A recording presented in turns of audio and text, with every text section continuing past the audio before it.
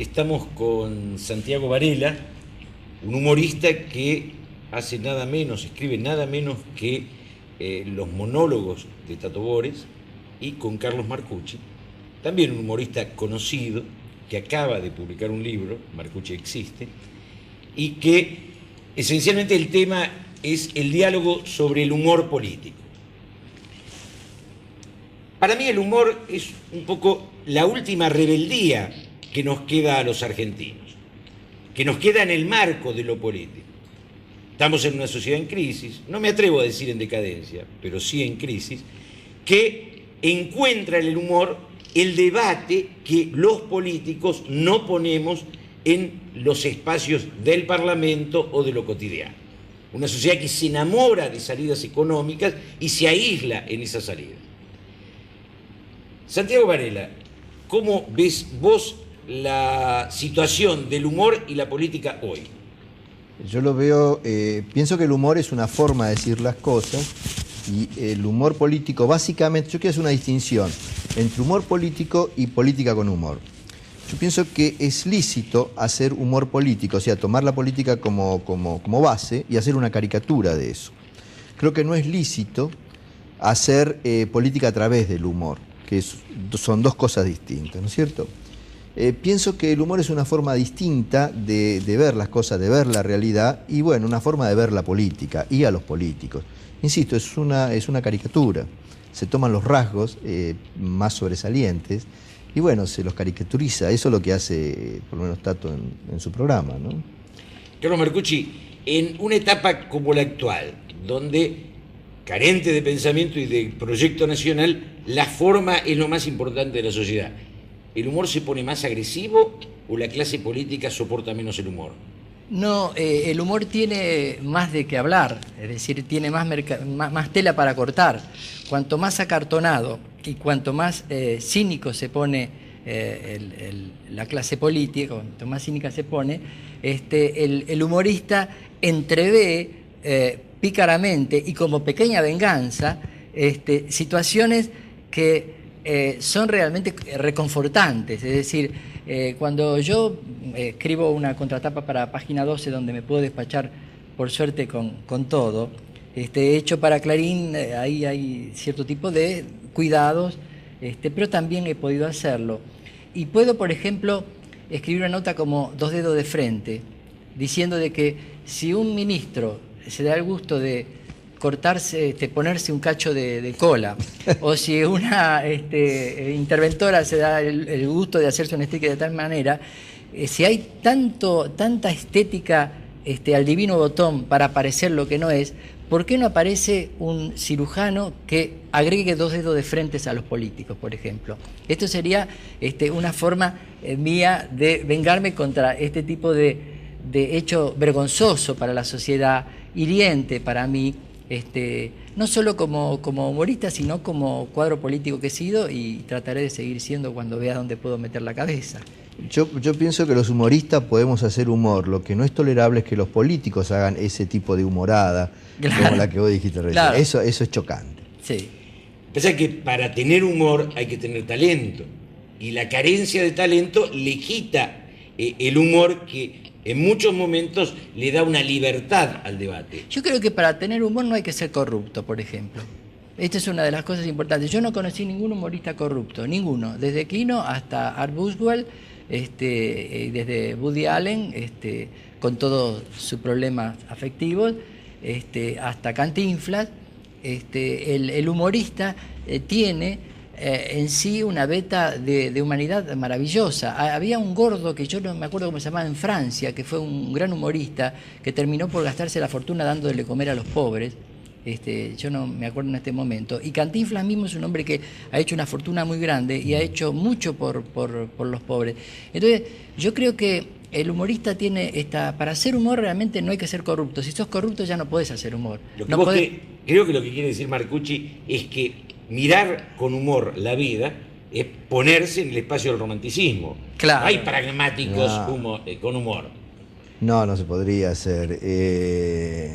Aparte uno se divierte haciéndolo. Claro. Ni siquiera es corrupto, digamos, un avaro puede tener humor. No creo.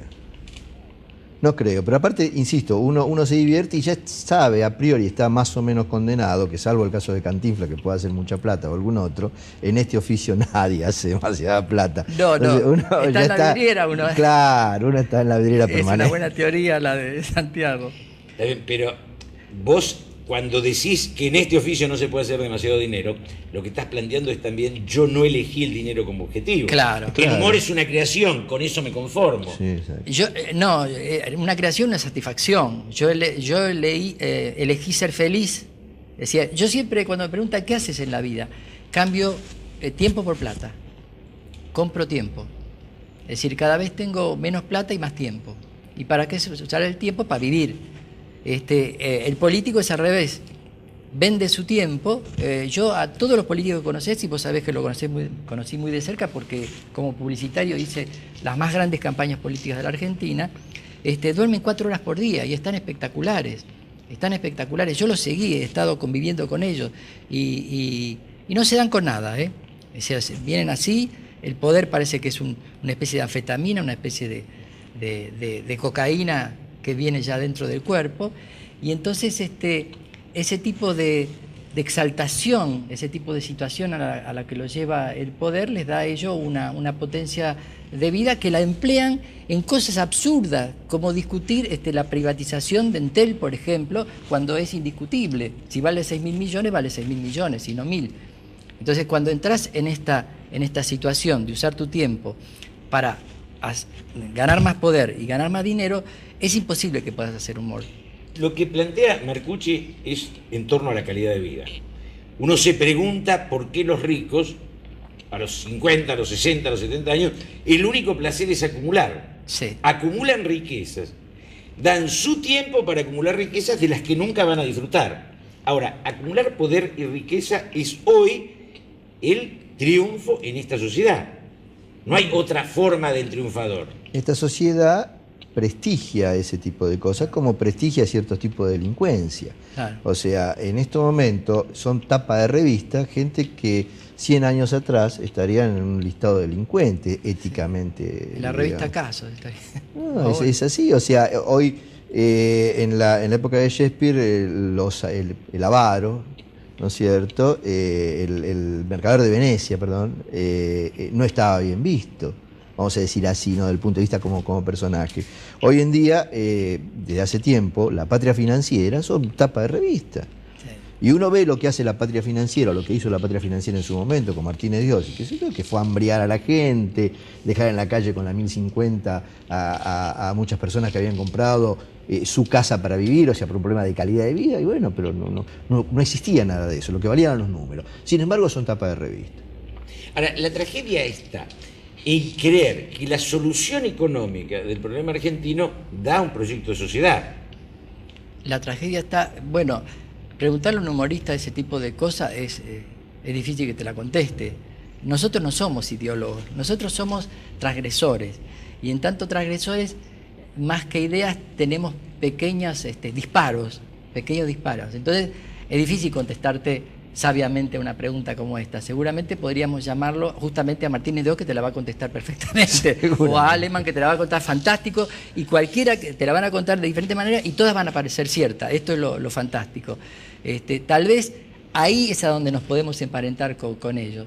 Nosotros, cuando hacemos estas transgresiones, lo que tiene de hermoso es que tanto Santiago como yo, porque trabajamos estilos similares, más aún, hay una anécdota, la voy a contar ahora, que vos no la sabés. Una vez salió en Clarín, en la página de opinión, una carta de Tato Bores, y en el Canal 13 decían, pero Marcucci, qué terrible, ¿por qué se tira contra nosotros? Que creían que yo le escribía a Tato el libreto. O sea, hay cierto tipo de vínculo en la tarea esta que estamos haciendo. Entonces, creo que nosotros no estamos para contestar a estas preguntas de este tipo, porque lo haríamos mal, haríamos un papelón, pero sí para explicar qué es lo que nos pasa con nuestra propia vida. Y te vuelvo a decir, creo que estamos, tanto Santiago como yo, como Quino, como Nero Caló, y como todos los que estamos trabajando en esto, estamos del lado de la vida, estamos del lado del tiempo libre. La utopía nuestra no es comprarnos el auto último modelo. Viste que este universo se ha transformado, las utopías se han transformado en comprarse algo. Por ejemplo, si sos rico, te compras estos autos importados que cuestan $50.000. Si sos pobre, te vas a 11 y también te compras algo. Un par de medias que se rompen a los 2 días, una radio coreana que funciona solamente, agarra 2 estaciones, ¿viste? Nada más de radio. Pero la utopía es tener un objeto. Entonces, en este mundo de las utopías de tener los objetos, nosotros lo que tratamos es de tener las esperanzas. Yo en todas mis columnas siempre hay una crítica, más aún, he hecho una crítica a la medicina prepaga, que se llama la medicina como un snack. Esa es una anécdota inolvidable. Termino de hacer la nota, se publica, y me llama el gerente de la medicina prepaga, paquetísima, a la cual yo suscribo. Y con mi historia clínica abierta, yo me lo hice por teléfono, y dice, mire Marcucci, yo leí su nota y es muy ofensiva, porque dice que yo hablaba de una clínica que estaba por Santa Fe Coronel Díaz, podría haber puesto Corriente y Pueyrredón, cualquier cosa. Y me dice, y yo no encuentro ninguna situación en la que lo hayamos tratado mal como para que usted publique esto. Digo, mire, yo no me referí exactamente a ustedes, me refiero a la medicina de 5 minutos, a la medicina esa que uno entra y el médico le dice, te está nervioso, toma el Exotanil y uno se tiene que ir. Dice, no, pero esto es una agresión. Bueno, y le digo, mire, si usted me sigue apretando, yo realmente voy a publicar otra nota de lo que las barbaridades que han hecho en esta clínica conmigo. Esto, ahí lo asusté, termina ahí. A los 15 días me llama la directora de Relaciones Públicas y me dice, señor Marcucci, lo llamo de la clínica tal, para agradecerle, felicitarlo por su nota. Y digo, ¿por qué si el gerente acaba de retarme hace unos cuantos días? Dice, no, porque las enfermeras la han pegado en la pared, han hecho un marquito, la han colgado de la pared y han puesto, chicas, no seamos enfermeras de 5 minutos. Digo, claro, cuando les toca ensayo a ustedes que son los dueños, hay problema, cuando les toca ensayo a los que trabajan, no. Entonces, fíjate vos de qué manera nosotros, sin quererlo o queriéndolo, haciendo esta crítica lateral, sin mucho fundamento teórico y científico, logramos dar en el objetivo, dar exactamente, a través seguramente de nuestras fuentes inconscientes de las que hablamos hace un rato. Es decir, yo he tenido relaciones increíbles con respecto a las columnas mías. Yo escribía una que se llamaba Hombre de Atacé subiendo al bondi, en la época que no se podía tomar taxi, viste que era todo terrible. Entonces subías al 60 a las 6 de la tarde y había un olor a Chanel número 5, unas minas con una ropa, viste, de $700, unos escotes, unos tipos con atallé. Entonces se me ocurrió hacer la nota. Subo a un colectivo al poco tiempo y veo la nota pegada adentro del colectivo por el mismo chofer. ¿Sabes la emoción que es para uno que un chofer de colectivo haya leído la nota, la haya pegado? Fui y le dije, hermano, ¿vos la pegaste? Sí, yo soy el autor. Y dice, uy, hermanito, dice, qué linda nota. Este tipo de satisfacción no tiene nada que ver con la guita, no tiene nada que ver con el poder, no tiene nada que ver, tiene que ver con la alegría de vivir, con el encontrar amigos, con el que te digan cosas, piropos como cómo quisiera ser tu amigo Marcucci por la calle, o a Santiago también. Hace poco dimos una charla juntos en Loma de Zamora. Fue el cariño de la gente, el cariño que tienen por nosotros, porque obviamente está tan harta la gente de la mentira, del cinismo, del afano, del choreo, ¿viste? De la corrupción, que los tipos como nosotros que como decimos, estamos en la vidriera por 100 pesos y queremos seguir estando en esa vidriera hasta gratis, somos como paradigmáticos, somos como ejemplo para esta sociedad donde, ya te vuelvo a decir, la única utopía es tener algo, alguna cosa más de la que tenías antes, y no ser algo, ¿no? Esta sociedad del tener, bueno, nosotros estamos en esta sociedad del ser, que todavía hay muchos en esa sociedad del ser, siguen estando muchos de parte de esta sociedad del ser, y yo creo que a partir de esta sociedad del ser se va a reconstruir la realidad sociopolítica del país, y no de esta sociedad del tener que realmente no está funcionando. Vos te das cuenta que se paró. Lo más hermoso de todo esto es que Marcucci dice que él es un humorista y no un ideólogo, y hace una división de la sociedad entre la sociedad del ser y la del tener, que es realmente una división ideológica. Santiago Varela, cuando vos escribís el monólogo del programa de Tato Bores, ¿vos tratás de expresar lo que siente la sociedad en ese momento? Yo, si parto de la idea que lo que hago es una caricatura, tengo que trabajar sobre lo que la gente ya conoce. No se puede hacer una caricatura de un rostro desconocido. Entonces yo tengo que tomar lo que está en la calle, lo que la gente piensa de un determinado ministro, de lo que la gente piensa de una privatización, de lo que la gente piensa de la realidad política, para poder hacer una caricatura de eso. No tanto de lo que piensa, sino del hecho político, y un poco ver qué es lo que piensa para que la caricatura concuerde y se sienta representado, ¿no es cierto?, el espectador por lo que está diciendo Tato en ese momento. Las reglas para eso, porque en esto también hay regla, hay profesionalismo, digamos, hay profesión en esto. La regla es tomar no tanto aquellas cositas que pueden ser muy jugosas, muy interesantes, pero poco difundidas, poco conocidas, sino tomar lo que realmente está en la calle. Para eso, o sea, los titulares de diario, lo que las radios dicen. En este momento hay mucha información. A la mañana, bueno, eso lo sabemos todos, pero a la mañana, a partir de las 5 o 6 de la mañana, todas las radios, ¿no es cierto?, es un bombardeo de información. La gente escucha mucha radio, yo pienso que escucha más radio y lee menos diarios. Es una impresión que tengo. Y bueno, entonces eso me permite ver más o menos por dónde pasa la cosa en esa semana y tratar de hacer una caricatura sobre eso. Ahora, cuando los gobiernos le va bien, toman lo de Tato Bores como una caricia, como un halago. Cuando los gobiernos le va más o menos, lo de Tato Bores es una agresión, pasa eso. Es que yo creo que no, nadie lo ha tomado como una agresión. Inclusive se han dicho cosas fuertes. Yo estoy con él hace 5 años, en época de Alfonsín, en época de Menem, y ninguno de los dos se ha quejado. Es más, Menem ha participado activamente en el programa, ¿no es cierto? Claro, claro.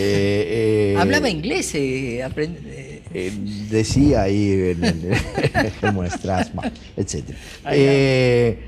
No lo toman tan así como una agresión, y yo pienso que esto es también porque en el fondo, los políticos no valorizan el humor.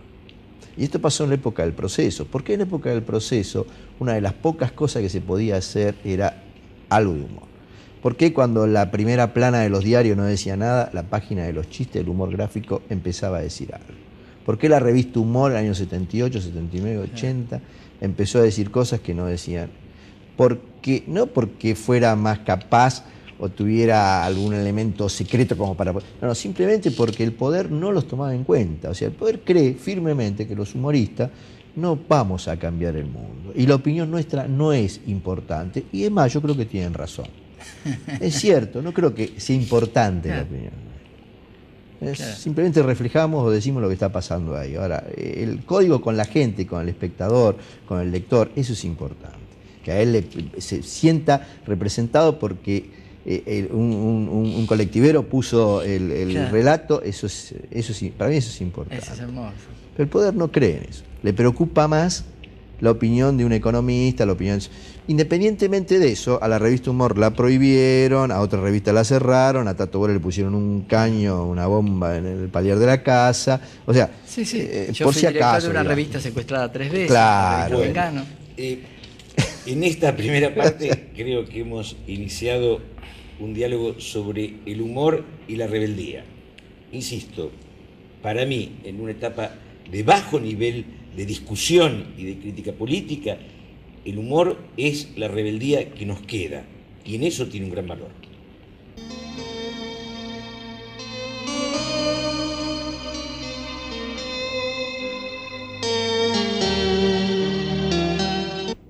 Carlos Marcucci nos contaba que hace unos días escuchó una frase de Monseñor Laguna que le pareció hermosa.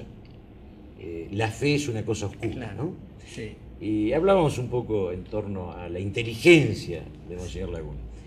Y por otro lado, Marcucci planteaba que el humor es movilizador y que genera mitos que realmente después es muy difícil desarticular. Sí, es difícil escaparse. A mí me ha ocurrido durante estos 4, no me acuerdo, 5 años, donde yo aparezco como compañero en una historieta de negro blanco, como una especie de Rambo del amor. Entonces, al principio me resultó simpática la idea, me divertía, la gente me paraba por la calle, los chicos se sorprendían, y llegó un momento que, me parecía fantástico que todo el mundo creyese que yo era un Rambo del amor. Pero llegó un momento en que yo iba a un reportaje determinado, donde yo puedo hablar, vos sabés que soy publicitario, que soy docente, que puedo hablar de esos temas con cierto sentido, y los reportajes siempre me preguntaban sobre las minas. Yo era una especie de oráculo para que la gente supiera cómo, los hombres supieran cómo se levantaban minas. Entonces, a partir de esa situación, fue creciendo, Pero más... es que es mucho más importante saber cómo te levantas mina que no todo lo que puede hablar de periodismo y de... Claro, realmente, ¿no? pero me pasó lo siguiente, el que en realidad se la levantaba era el dibujante y el Trillo y Seija. Es decir, llegó un momento que yo ya dije, el mito me ha superado y me vino mucho celo, yo no existo, en realidad existe este que está dibujado, y dije, bueno, tengo que demostrar que existo. Y esto aparece la idea por parte de Carlitos Sárez y Carlos Luna, ¿no? de hacer un libro que se llame Marcucci existe, donde se sepa que escribo, se sepa lo que pienso, que no es lo que piensa Trillo, porque por ejemplo me han dicho que soy hipermachista, y digo, no, el hipermachista es Trillo que redacta la historieta. Pero ¿quién se levanta las minas entonces? Vos existís, pero ¿cómo demostrás que existís? Bueno, yo demuestro que existo a través de un libro donde están realmente mis pérdidas y ganancias. O sea, el Negro Dolina tiene una teoría espectacular que dice todo lo que hacen los hombres es para levantarse mujeres. Exacto. Yo en una mesa redonda lo paré y le dijo, Negro, esa teoría yo te la he cambiado.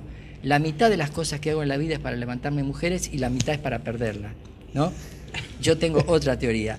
Entonces, en la tira, el mito es que soy un ganador absoluto.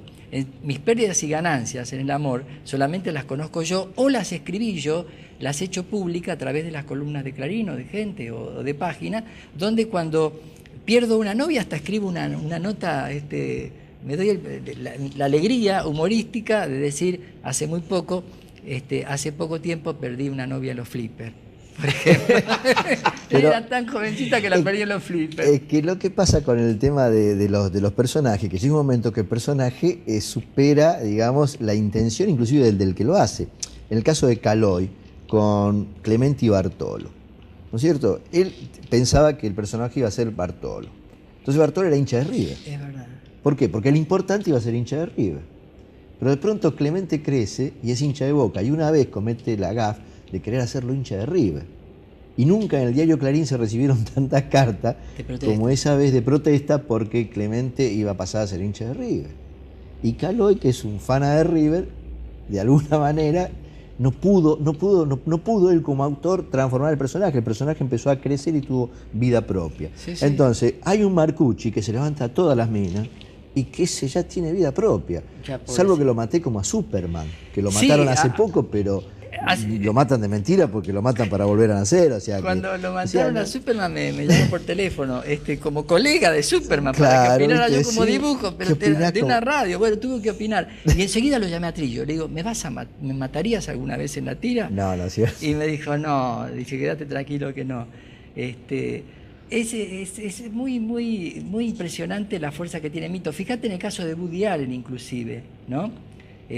Yo con Woody Allen, este libro empieza con la Guerra de las Malvinas, el libro Marcucci existe, y termina con la separación de Woody Allen. Yo tenía un cuadro de Woody Allen colgado, es mi ídolo, yo quiero ser él, ¿no? Quisiera ser él. Y entonces, cuando decían que había toqueteado una nena de 7 años, bajaba el cuadro y lo daba vuelta y lo ponía en penitencia contra la pared. Cuando decía que no era verdad, lo volvía a subir. Es decir, yo me creía lo que estaba leyendo, es decir, lo que se construía alrededor de ese monstruoso mito que creó él, de ese personaje tímido, neurótico, lleno de miedo a la muerte, que toca el clarinete espantosamente, ¿no? Pero sin embargo todo el mundo dice que él toca el clarinete en un boliche. Ahora, los que lo han ido a escuchar dicen, por Dios, es como Saba, yo toco jazz, Sabat toca clarinete. Un día lo invité a tocar con un grupo nuestro.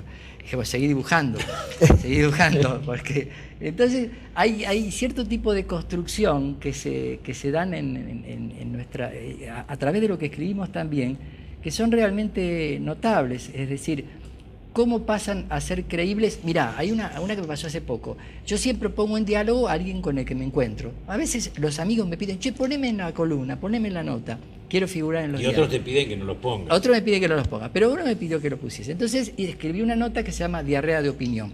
¿Qué es lo que tenemos? Bueno, perdón, me voy a poner yo. ¿Qué es lo que tengo yo? Es decir, me llamás para este programa, vengo y opino.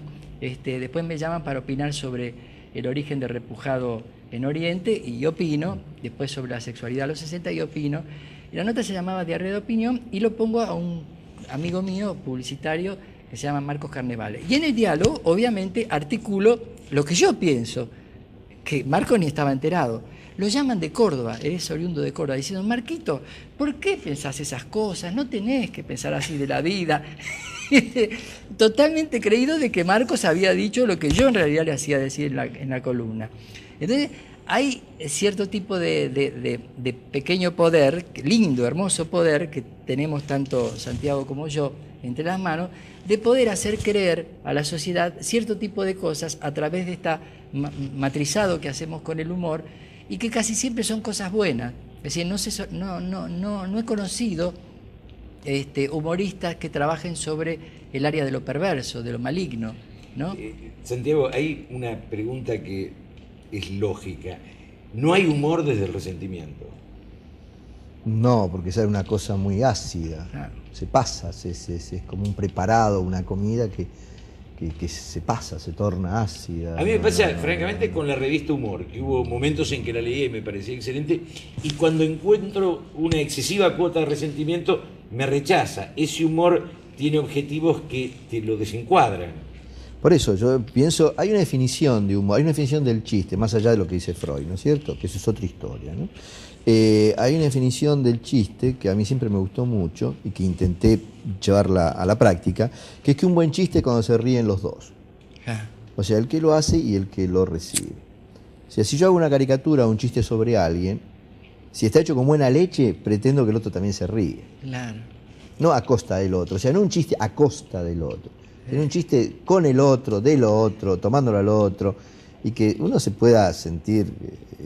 hay muchos políticos llamaban al programa, ¿no es cierto?, y se interesaban por tener, digamos, textos del programa porque les gustaba. Lo mismo que a los dibujantes les piden las caricaturas, realmente... Chacho Jarolaski tenía en un cuadrito una columna mía que se llamaba La cara del candidato, cuando yo expresaba que ya los candidatos eran candidatos de la televisión, ¿no? Y entonces tenían que tener un gesto especial, un maquillaje especial, un peinado especial, hacerse los dientes, etcétera, etcétera. Ahora, los argentinos hoy no tenemos en el humor más libertad y creatividad que en el pensamiento político. Lo que pasa es que el pensamiento político suele ser expresado de forma muy acartonada y muy solemne. O sea, yo pienso que acá hay una crisis de pensamiento político, pero es otra historia. Yo no me animo a hablar de ese tema porque realmente no me considero solvente para hablar, por lo menos delante de una cámara. Sí lo haría en un café. Bueno, pongámoslo de espalda a la cámara y le hablamos a Julio. Pero pienso que ante el acartonamiento que tiene la política, el humor, ¿no es cierto?, permite hacer cosas, digamos, cuyo... la diferencia de voltaje, digamos, en términos físicos es muy grande. O sea, claro, la distancia es muy grande. En otros países a lo mejor no es tan así. Pero independientemente que acá a veces sectores del gobierno, y ya lo decía Landru en la época de Onganía, no se puede competir contra un gobierno que hace humor con 7 ministros. Porque es mucha infraestructura. Hay toda una infraestructura. Claro, hay muchos humoristas. Claro, un humorista solo no puede competir con ese aparato que se llama Estado para hacer humor con algunas cosas que decía. Eso lo decía ya Landru en la época de Onganía. Después lo cerraron porque lo puso a Onganía como una morsa. Claro.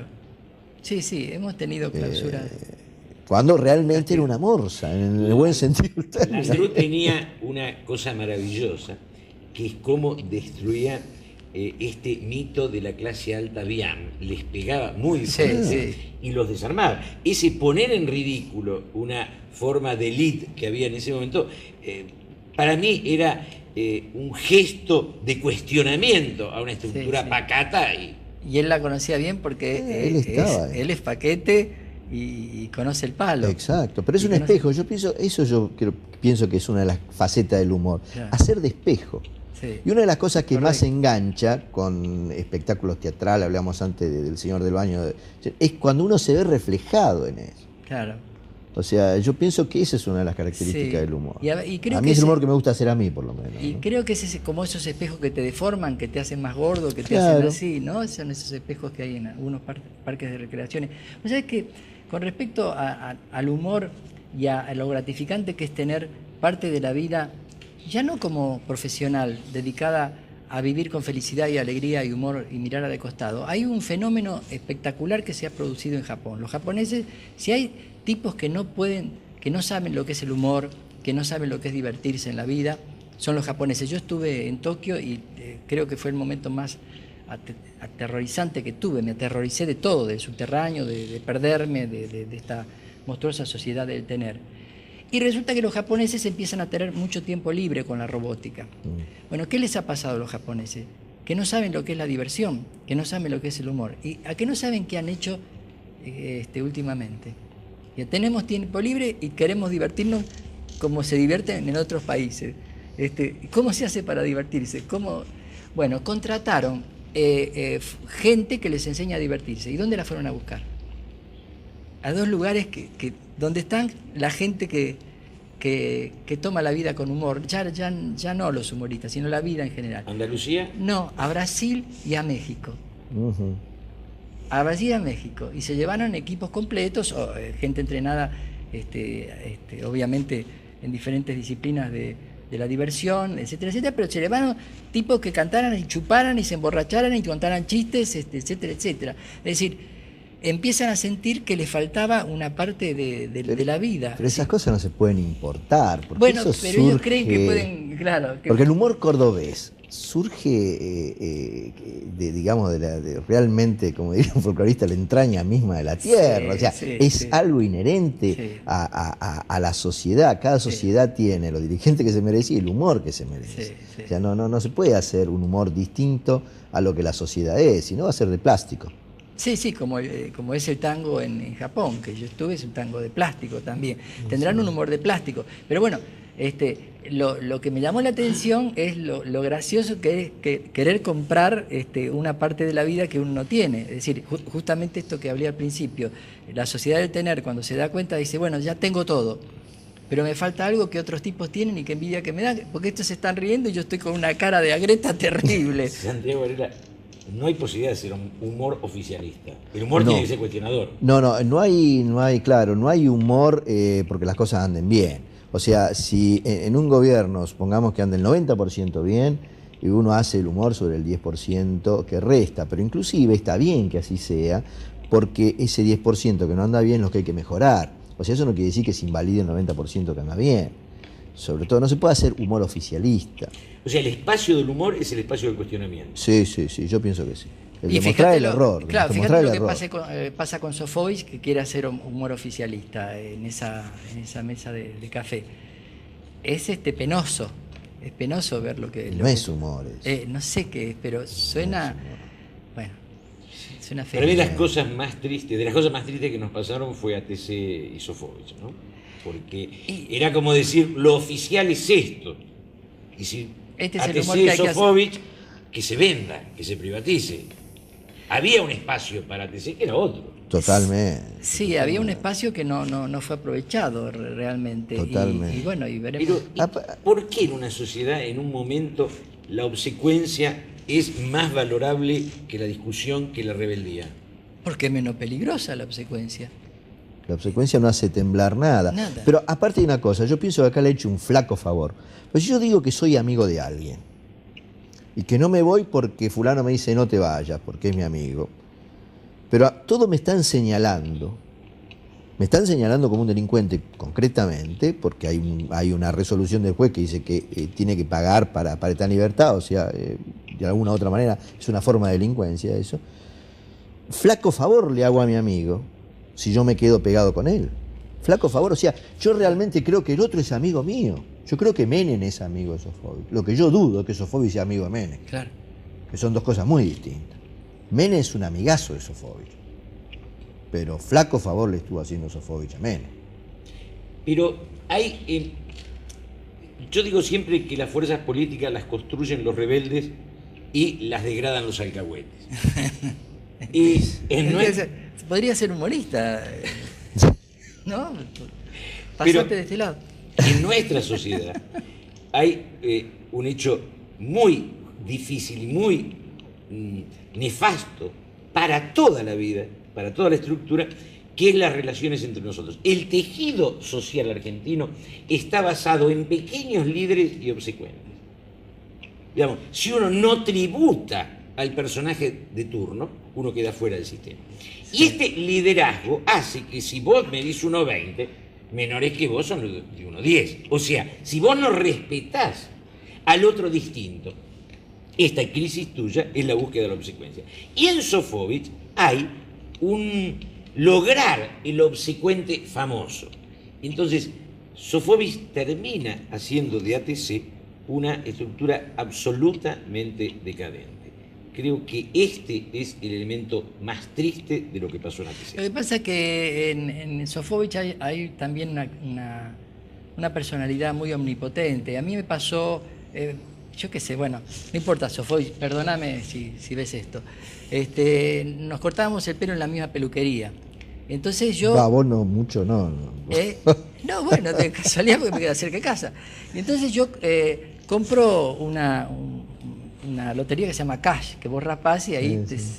Antes de ir a trabajar, yo siempre me compro uno de esos billetitos y raspo. Y digo, bueno, si saco $100.000 no voy a trabajar. Si saco 10, voy a trabajar. Hasta ahora no saqué $100.000, siempre voy. Entonces un 10 día... tampoco. No, 10 sí, 20 sí, eso sacás, pero eso es para cebarte. Entonces estaba Sofovich ahí y yo estaba con un montón que había perdido, pero tenía un montón que viste que tenés que mandarlo al concurso de él. Sí. Entonces como estaba él, bueno, él me hace un comentario de la tira, etcétera, etcétera, como siempre. Y yo cuando estoy por ir, le digo, che, Sofovich, mira, tengo un montón, ¿por qué no me lo tirás adentro y te quedás con uno y decís que gané? Entonces me dice, no, mira, no, no puedo hacer eso. Bueno, está bien. Digo, tíramelo a ver si me da suerte. Entonces me los mira. Fíjate, escucha esto, me lo mira y me dice, ¿pero cómo raspás vos el cash? Digo, ¿cómo voy a raspar? Primero raspo los números, si salen 3 números iguales, raspo a ver cuánto me saqué. Dice, no, se raspa al revés. Yo primero raspo, si saco 1.000, lo tiro. Si saco 10.000, lo tiro. Lo rompo y lo tiro. ¿Y cómo? Y si saco 100.000, me quedo. Y esto fue un retrato de lo que es Sofovich. Estábamos todos escuchando y diciendo como si saca 1.000 lo tira, yo si saco 1.000 me lo quedo. Es decir, hay una actitud en él omnipotente, creo que es un hombre que adquirió mucho poder, creo que es un excelente profesional, siempre lo fue. De televisión sabe de negocios ahora también, aprendió mucho de negocios. No hizo un buen negocio con ATC. Él prometió que lo iba a dejar sin déficit y ahí como empresario creo que fue un fracaso. No, es un negocio, te digo. ¿No? Es un negocio, sabe bastante. Yo creo que lo más triste, al margen de la crítica al personaje, a la persona de Sofovich, lo más triste es que esta haya sido la apuesta que los argentinos hacemos al canal oficial, al espacio de lo que tendría que ser el canal cultural.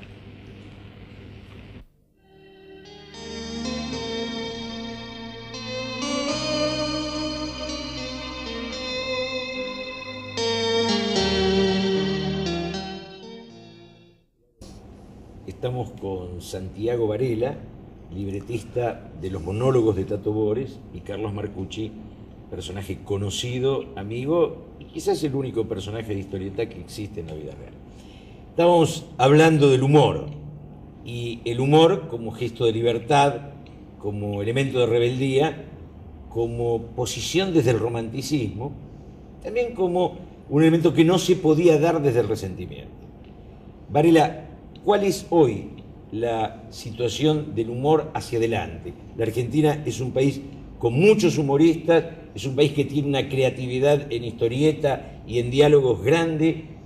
Sí, Argentina es un país exportador de humoristas gráficos, por ejemplo. En Europa, los compañeros que hacen humor gráfico, desde Mordillo, que ya está radicado allá, Caló y Quino, el Negro Fontana Rosa, Altuna, en fin, toda la gente que están muy bien conceptuados y fundamentalmente están bien pagos, uno de los motivos por el cual Trillo y mucha otra gente directamente produce para el mercado europeo. En determinado momento, durante la época del proceso, había un problema con el mercado ese por la temática. Como acá no existía libertad y es muy difícil hacer humor sin libertad, la temática del humorista argentino durante esa época era muy elíptica, o sea, había que decir las cosas sin decirlas, mostrarlas sin mostrarlas, en fin, era una cosa con una serie de códigos que los europeos que vivían en total libertad no necesitaban usar esos códigos. Pero ahora que estamos así en una época de democracia, y esto del humor es muy importante, una época de democracia, porque todo el mundo se puede expresar libremente, la temática ya pasó a ser la misma. O sea, Argentina, no sé por qué, es un semillero, como diría, de humoristas, sobre todo en la parte gráfica, pero de excelente nivel, de primerísimo nivel. Impresionante. Y Carlos Trillo yo lo conozco muy de cerca porque es el autor de Mis días. Tiene 12 dibujantes de primera línea, exporta a Italia particularmente, pero por ejemplo la tira de Negro Blanco, yo me he divertido mucho, se edita en Italia, en Francia, en España y en la India. Yo me vi con globitos escritos en no sé qué hablarán. En esa cosa que hablan ellos. Y realmente son muy considerados, muy bien pagos, y lo que tiene de curioso, yo no sé cómo hace el gallego Trillo para hacerlo, es que hace simultánea, porque él es el abastecedor junto con Sacomano de esos 12 dibujantes. Y Carlos creo que escribe 6 o 7 historietas a la vez por mes. Y realmente son muy bien vistas. Te digo, en este momento la editorial para la que trabaja él, que es una de las más importantes, tira 6 millones de ejemplares. O sea que vos sos un personaje internacional. Internacional, yo voy a Italia y me va a pasar lo mismo que acá, las mujeres me van a perseguir desesperadamente. Envidia. Y Egipto, no, a la India, que ahí no sé, están un poco más famélica, pobre, no son como las italianas. Pero realmente lo que decías vos, más hay una serie de dibujantes que trabajan desde acá, dibujando para Estados Unidos, para Hanna y Barbera, que trabajaron para Walt Disney, y no sé si siguen haciéndolo, pero para Hanna y Barbera sí. Hay muchos dibujantes de dibujos animados que trabajan desde acá. Hay una cantidad impresionante. Libretistas también, tan es así que Trillo, por ejemplo, de los 3 premios más grandes que se consagran a los historietistas, ya tiene ganados 2, le falta el tercero, ¿no? Entre ellos ganó el Yellow Kid, que es como el Oscar de la Academia para los historietistas. Es de un nivel excelente. Yo cuando viajé, que pude tener la suerte de dar una vuelta al mundo, no me cansé de ver en cualquier parte, en Suiza, en Dinamarca, en Tokio, en la India, por ejemplo, dibujos de Mordillo o de Quino. Mafalda en todos lados, es internacional. ¿no? Es como Snoopy, ¿no? Es también es impresionante. Sí, tenemos una cantidad de humoristas muy grande. Yo supongo que no será que necesitamos tener demasiado humor para vivir en un contexto tan desgraciado. Hay una cosa que dice Marcucci que es lógica. El humor es una forma de escaparse de la situación, ¿no? Según mi psicoanalista, le mando un saludo acá. Saludos a nuestro. Dice que poder reírse de las cosas que a uno lo apremian, como es en el caso de la realidad política, el humor político, es un rasgo de salud. Y yo pienso que algo de eso hay, pero eso no explica, o sea, eso explica una actitud personal frente a eso, ¿no es cierto? Pero no explica esta cantidad de humoristas que hay acá y de buenos humoristas, ¿no? O sea, realmente es así. Sí, ya sé. El humor implica una gran autocrítica, una capacidad de reírse de uno mismo. Sí, es obvio. Si no podés reírte. Más, ocurre una cosa muy divertida que vos la contaste recién. Yo cuando escribo, además de estas columnas, escribo chistes cortos de remate para un actor, para un imitador, hace 8 años. He escrito para otros. Y entonces cuando yo escribo un chiste y va al remate, me pongo a reír. Me río porque yo no sabía cómo era el remate. El remate te viene como una devolución de lo inconsciente. Vos conscientemente sabés cómo articula un chiste, que una palabra que tiene 2 significados posibles da chiste. La palabra rajó Y ahora si se rompió y se escapó, entonces ahí tenés un chiste, pero no sabés cómo va a tener. Entonces me río. Entonces mi hijo me decía, ¿pero de qué te reís? Y digo, acabo de hacer un chiste, pero si lo hiciste vos, ¿cómo te reís? Y digo, pero que yo no sabía cómo terminaba. Esto es lo que le va a pasar a aquel que lo lea. Entonces esa capacidad, o esa, no sé, este hecho natural que tenemos nosotros de poder reírnos de nuestras propias cosas, porque ¿de qué nos reímos?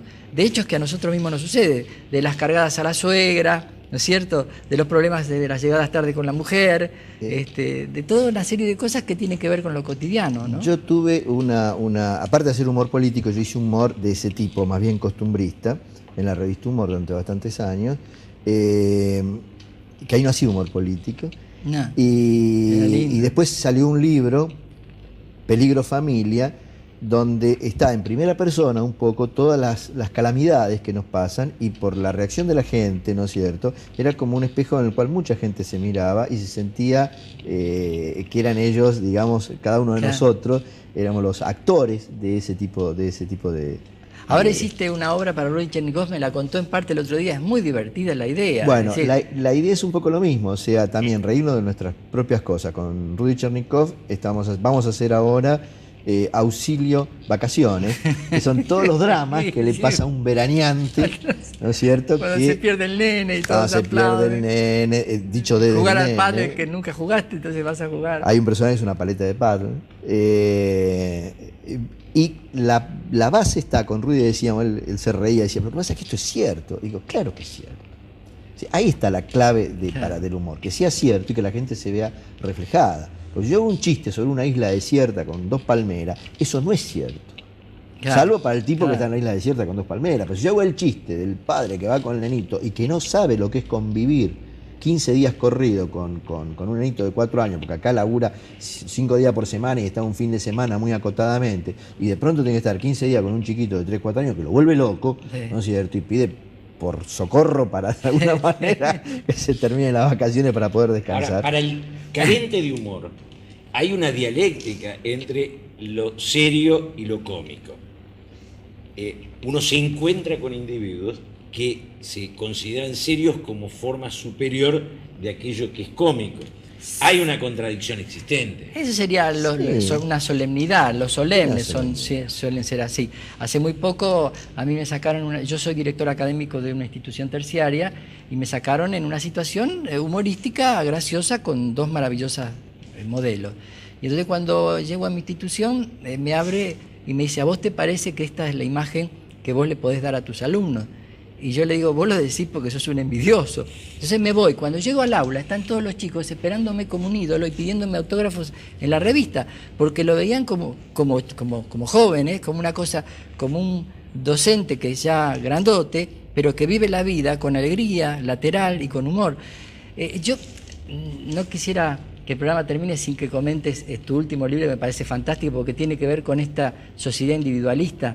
Estamos haciendo un libro que salió ahora con Rudy, no Rudy Chernikov, sino otro Rudy, el de Página 12, que se llama Autoayúdese, es una orden. Está hecho en función de los libros de autoayuda. Nosotros hemos descubierto, y se ve en la feria del libro, en las librerías, que los libros de autoayuda se venden como pan caliente. Es una cosa de loco. O sea, los filósofos no salen, los poetas menos, los psicólogos únicamente para la gente que está en el ambiente, y los de política, bueno,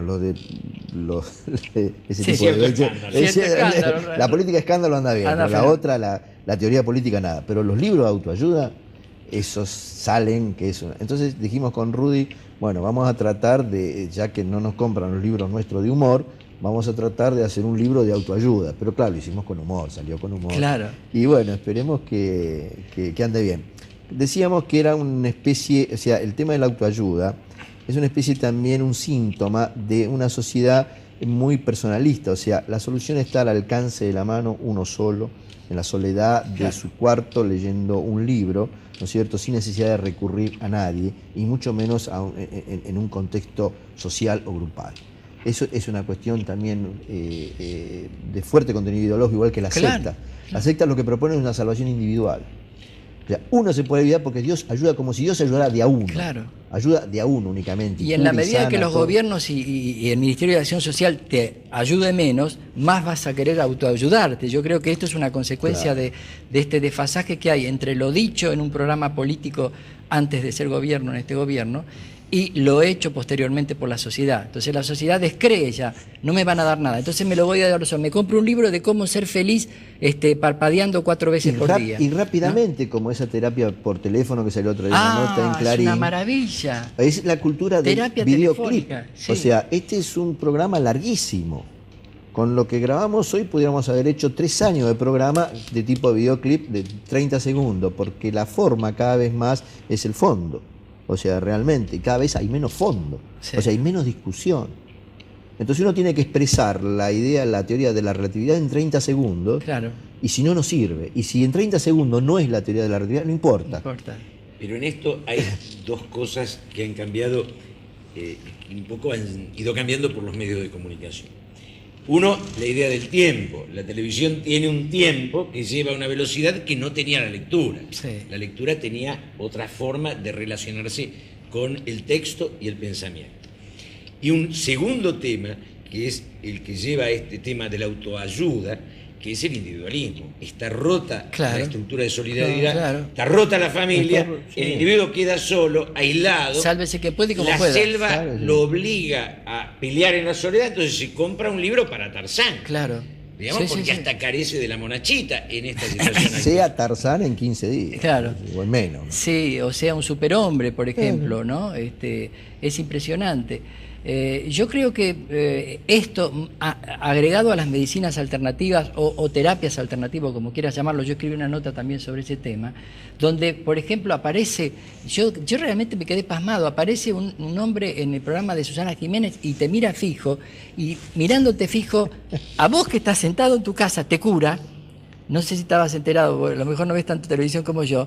Yo ese día dije, llegamos, ya está todo, no importa, viste, que el gobierno de mal, que la guita no alcance, si este tipo mirándote fijo te da toda la felicidad.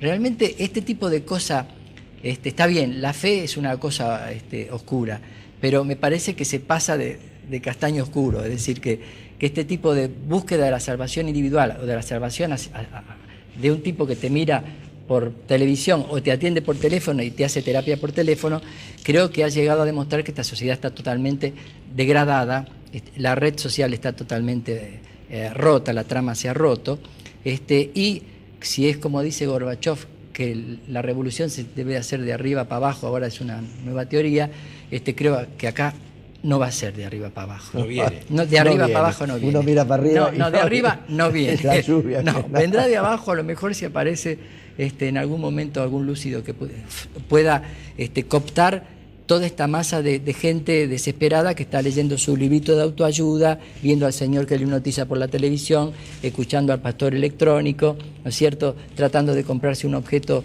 que parezca... De plástico. De plástico, es decir, tratando de tener un poquitito de aquellos que tienen de El verdad. humor no le ha pegado fuerte todavía a la cantidad de sectas, de meditadores y de... Sí, hay un programa que se llama De la Cabeza que les recomiendo a todo el mundo que lo vea por ATV, donde cierra el programa un pastor espectacular que no te lo puedo explicar porque es y un genio. lo hizo se me fue el nombre, Gasalla. Casalla también, sí. Gasalla cuando tenía atrás la que hacía el oficio mudo. Sí. Era de delirio total. ¿No vieron alguna vez el programa de Eda Bustamante, Sí, Signos de Medianoche? sí, Claro. sí. Era maravilloso. Sí. No, Ahí también tiraban el tarot y que se dio la borra del café, la del mate cocido, pero por televisión también. Estamos por televisión. Sí, ¿no? La tecnología progresa. Sí, basta que exista algún tipo de hecho cínico como este que aparece en estos salvadores de las almas, como para que el humorista diga, está a tiro, lo tenés... Es que es tan a tiro que es difícil agregarle humor hacia eso. Es difícil agregarle humor. Con narrarlo está. Ya está, es muy difícil. Una de las cosas que más me divertía a mí, aparte de los programas humorísticos, entre ellos De la Cabeza, que realmente parece uno de lo mejor que ha aparecido en humor en los últimos tiempos, era escucharlo a Pastor Jiménez antes de irme a dormir. Me iba a dormir fantástico, porque decía, para los reumáticos que se curen, para los neuróticos que se curen, para los que no tienen dinero que lo tengan. Y yo decía, muy fantástico, a mí me duele acá, esta noche voy a estar fenómeno, mañana voy a tener guita y está todo bien, y me dormía. Yo te digo que lamento, porque no sé por dónde anda el pastor Jiménez, ahora ha caído un poco en desgracia. Salió supongo. de la televisión. Sí, juntó mucha guita, yo supongo también, ¿no? El problema es que vos o sea, yo también me reía y me río de ese tipo de cosas, pero me causa un sabor amargo Sí, eso, sí. porque inclusive por la definición de que humor es lindo cuando todos se ríen. Claro. Acá hay gente que no se ríe, No, que realmente no, que escucha sufre eso y que lo cree. eso joroba Y que bastante, aporta. y que ¿Qué aporta. aporta? Deja Yo sé dinero. porque una persona cercana a mí era acólita del pastor Jiménez y apostaba lo que llaman el 10% de lo que ganaban. Todos aportan a esa comunidad, al pastor. Iba a entrar en política, iba a ser candidato en determinado momento. Iba a ser candidato. Iba a ser Bueno, candidato. sería un buen candidato. Y sería un buen realmente, candidato. Sí, realmente. Carlos Marcucci, Santiago Varela, hemos charlado largo sobre el humor. Pienso que dijimos cosas interesantes. El humor es en la Argentina un espacio de la creación, es un espacio del cuestionamiento. El humor es también una forma de evadirse de la realidad. Es quizá una de las pocas maneras que tenemos de llegar a cierto nivel de autocrítica. El humor para los argentinos es una forma de vida que tenemos que conservar. Tanto Santiago Varela como Carlos Marcucci agregaron además los libros que ellos han escrito.